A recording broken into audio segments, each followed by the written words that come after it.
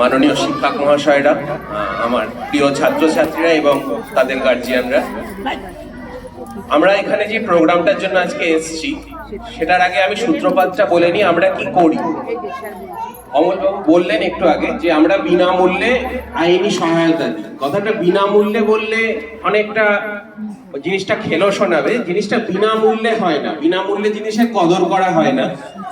এখানে যে মূল্যটা দেয়া হয় আইনজীবীদের সেটা সরকার দেয়, আপনাদেরকে আমরা একজন আইনজীবী দেব, সেই আইনজীবীর খরচাটা আপনাদের দিতে হবে, তাকে আমরা সরকারের তরফ থেকে পেমেন্টটা করব।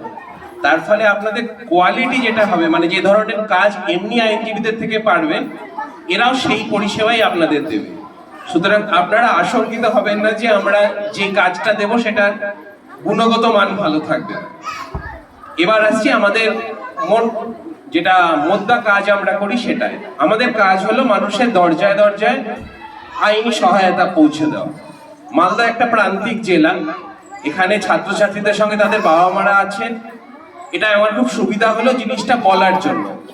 প্রথমত হচ্ছে, যখনই আমরা কোনো আইনি বিবাদ বা সমস্যার মুখোমুখি হই,